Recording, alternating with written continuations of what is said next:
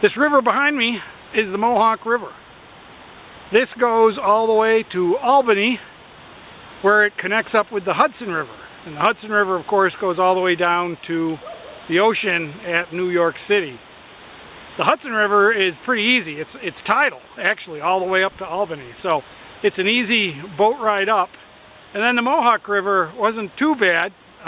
It was about here where they had to get out of the Mohawk River and go across land if they wanted to get to Lake Ontario. It's Wood Creek. And this behind me is Wood Creek. Wood Creek leads into Oneida Lake, which then goes to the Oneida River and the Oswego River, which goes up to Oswego, New York, and Lake Ontario. This is about 5 to 7 miles straight line from where we saw the Mohawk River. And this is Oneida Lake, which is why the Erie Canal went down through Syracuse instead of coming through this. This can be very rough water up here. This is what New York used to look like. And this is where Rome is. Oneida Lake, and up to Lake Ontario. And that's why this fort was so important.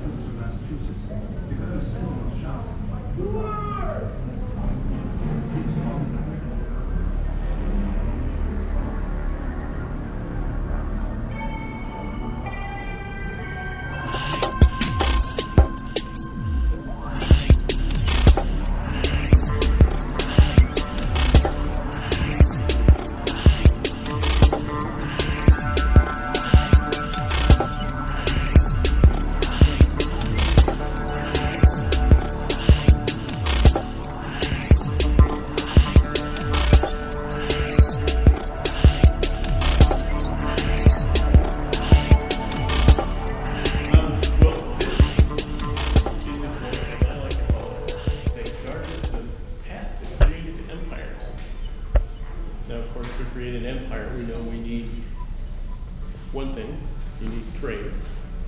And the further you can carry that trade, and the more of it you can carry at one time, the larger your empire can be. Well, this carry, right here, this happens to be in the middle, approximately, of one of the biggest trade routes in all of North America. And one of the most important, eventually, because it connects the Great Lakes to the Atlantic Ocean.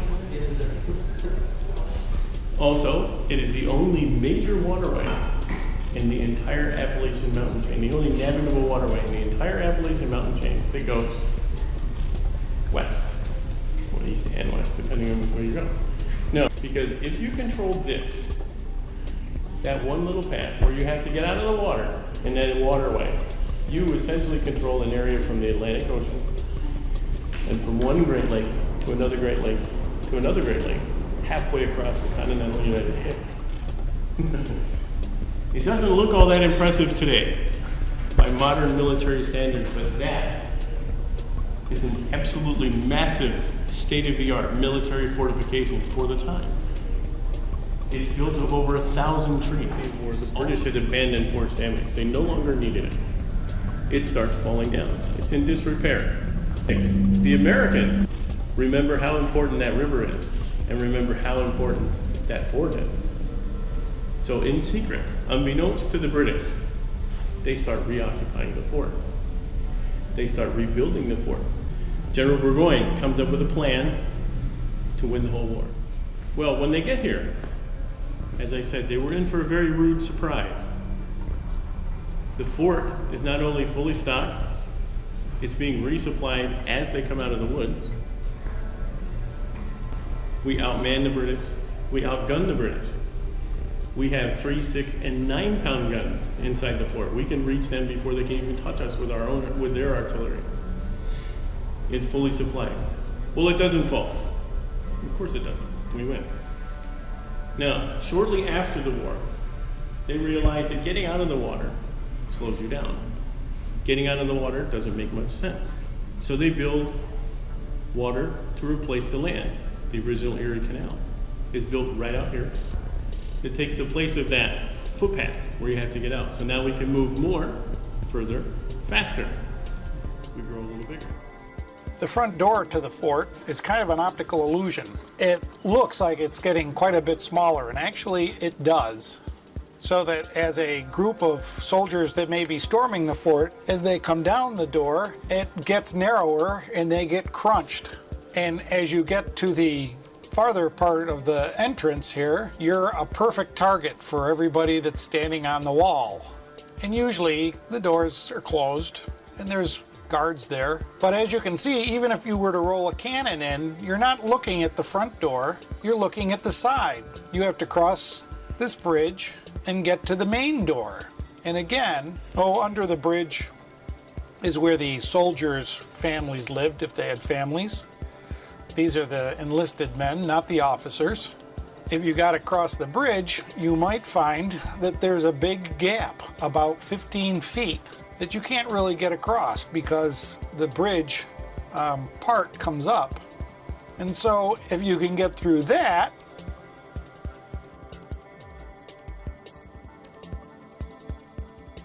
and these are the massive counterweights on the sides that roll down this ramp that lift the door. They weigh quite a bit. They're nailed up there because they were afraid they were going to fall down. Approaching the fort from any other direction, all you see is little spikes, and you figure you can just jump over them. But when you get to them, you find it's a cliff down to the edge of the spikes, and they're about 10 feet away from you. So you can't really just jump over them, because if you did, you'd be jumping 25 feet down into a ditch, probably breaking both legs or impaling yourself on the spikes. Up on top of the fort, there were numerous cannons and places for soldiers to shoot, and it was 4.5 feet thick, so it was very impenetrable by any cannonballs or anything that could get near. Now you could burn the fort to the ground, but then you wouldn't have any way to defend the area, so you don't really want to do that. You want to take the fort over. Trying to get a ladder to the fort was near impossible because of these pointy sticks sticking out. You'd have to have a 45-foot ladder instead of the typical 15-foot ladder.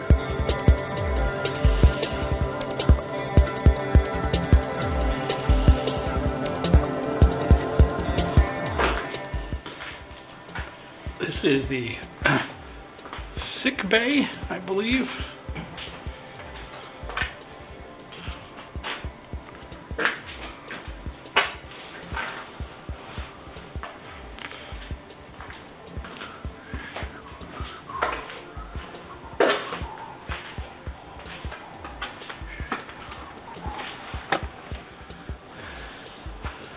The regular old soldiers' quarters, or just beds with straw mattresses. They do an awful lot of work to make this accurate. And one huge fireplace to keep people warm in the winter. This was New York. Northern New York, no less. But you could probably fit, I would say, 60 or 70 soldiers in here.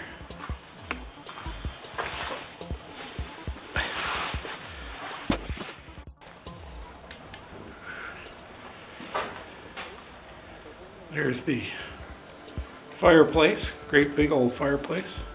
Place for pots or something. I don't know if this helps or not, but should have brought the other one. The other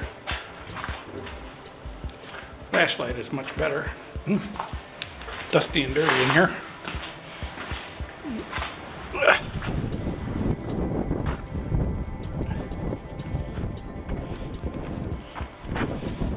This is Southwest Bombproof storeroom in Siege Hospital.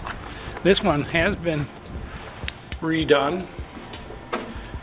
We're going to walk into this. Actually, it's really dark in here.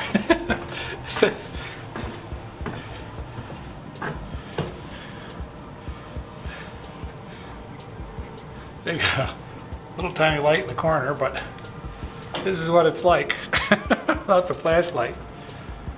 But you can see all the stuff. We got a little hearth. So they did rebuild one of them. If you come, bring a flashlight.